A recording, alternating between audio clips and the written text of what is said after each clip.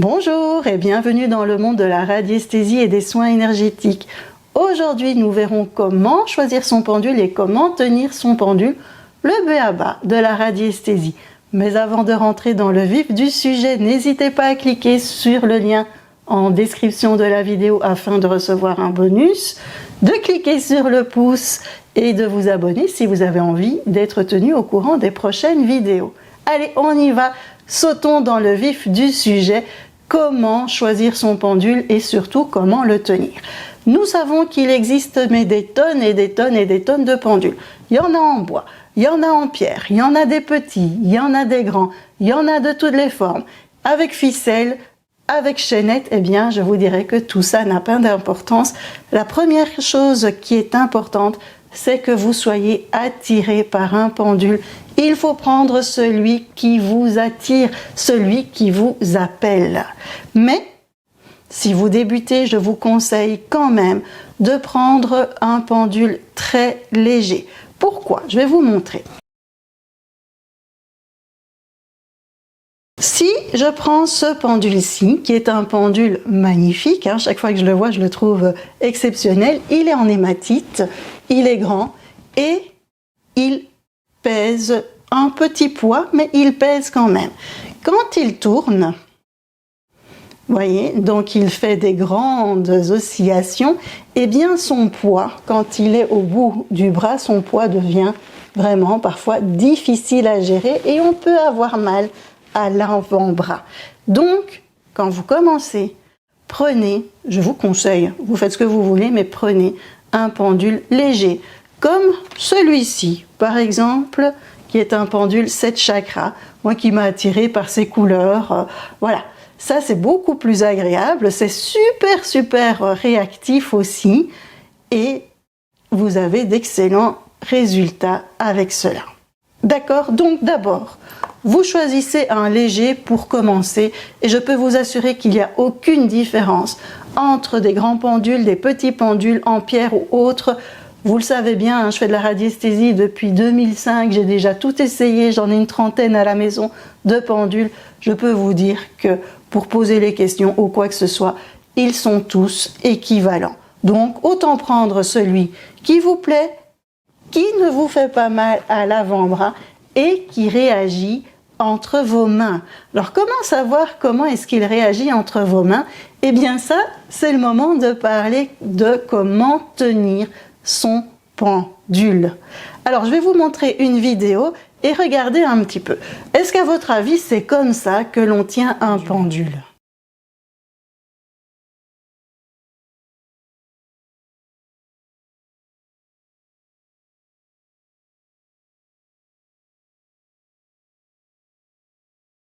Qu'est-ce qu'on peut observer dans cette vidéo? On peut observer que la personne tient le pendule au bout de la ficelle ou de la chaînette, qui est énorme, cette chaînette, et donc qui n'a pas le bras soutenu par quoi que ce soit. Ça, en fait, c'est vraiment pas la manière idéale de tenir son pendule. Si, déjà, moi je vous conseille de poser votre bras, votre coude sur une table. Alors il y en a qui disent « Oh non Chantal, il faut surtout pas faire ça parce que alors il y a les vibrations. » Bah, moi je le fais tout le temps comme ça, franchement, depuis 2005, donc ça fait quand même un petit temps.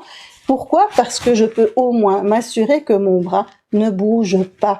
Je fixe mon bras sur la table et en fait quelque part il est bien fixé. Si vous tenez votre pendule comme ça avec tout qui est lâche, eh bien vous aurez tendance à donner vous-même du mouvement au pendule.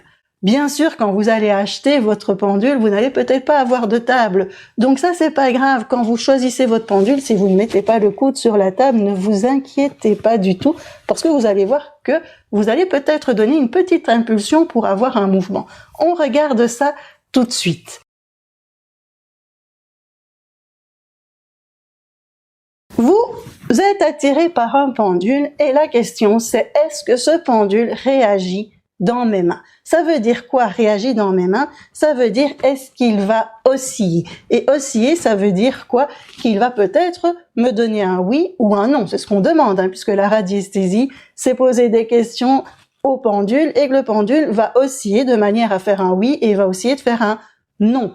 Il faut donc bien sûr qu'il réagisse, qu'il se mette à osciller quand il est dans mes mains. Pour le tenir, la première chose que je fais, c'est que je prends ma main directrice. Peu importe que ce soit la gauche ou la droite, le tout c'est que vous soyez confort avec cette main-là.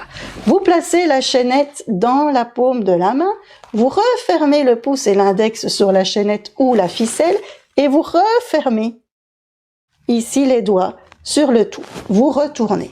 Qu'est-ce qui se passe? Vous avez une partie ici, je veux dire de chaînette ou de ficelle, ça revient au même, d'environ 8 cm. Si vous avez 9 cm, c'est pas grave. Si vous avez 10 cm, c'est pas grave non plus. Si vous en avez 6 ou 5, c'est pas grave. Tout ça pourquoi? Pour que votre oscillation soit et une belle amplitude, sans que ce soit une énorme amplitude, sans que ce soit une toute petite kiki amplitude. Donc voilà, il faut que ce soit confort pour vous. Ce qui est important, c'est de ne pas laisser pendre de l'autre côté. Pourquoi? Parce que vous aurez un pendule ici et un pendule là. Et ça, c'est pas ce que l'on veut. Voilà. Donc, vous savez comment tenir votre pendule. Maintenant, il faut choisir un pendule qui réagit. Vous allez placer le pendule au-dessus de la paume de votre autre main. Je vais l'arrêter. Et vous allez dire au pendule, je te demande de osciller, tout simplement. Et le pendule va réagir. S'il ne réagit pas, vous pouvez donner une légère impulsion pour qu'il y ait un mouvement. S'il y a un tout petit mouvement, vous pouvez dire je veux un mouvement beaucoup plus fort. Comme ceci. Et le pendule alors va bouger. Et là, vous savez que le pendule réagit entre vos mains, que c'est un bon pendule pour vous. Si le pendule reste comme ça, si quand vous donnez une oscillation, ça fait pas grand-chose et qu'il s'arrête tout de suite, c'est pas le bon pendule. Si le pendule, non, bon là je vais faire exprès, frémit, il y en a plein qui font ça et c'est trop mignon, trop comique. Si le pendule frémit, ce n'est pas le bon pendule. On demande un pendule qui réagit bien, qui est fait pour vous, parce que plus il va réagir dans vos mains, plus il va pouvoir vous donner des bonnes réponses claires et nettes. Et c'est ça qui est important.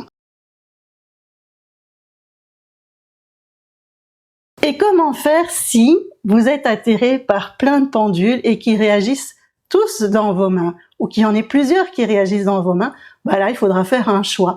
Alors, une fois qu'on aime les pendules, ça devient difficile de faire des choix, c'est pour ça qu'on en a plein à la maison. Mais c'est pas grave, hein.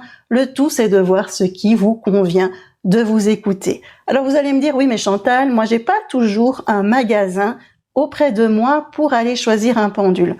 Oui, ça c'est vrai. Donc, ce que vous pouvez faire, c'est demander à une personne qui a déjà un pendule de venir près de vous et de tester si tel et tel pendule vous convient, ou alors après, il faut faire confiance tout simplement à votre intuition, à prendre le pendule qui vous attire quand vous regardez le site internet, ou d'en prendre l'un ou l'autre, plusieurs, comme ça vous êtes certain d'en avoir quelques-uns auprès de vous. Voilà, j'espère que cette vidéo vous a aidé pour savoir comment tenir votre pendule et comment choisir votre pendule. N'hésitez pas à la commenter, à me dire ce dont vous aimeriez bien que je parle dans mes prochaines vidéos. Et en attendant de vous retrouver, moi je vous dis à bientôt.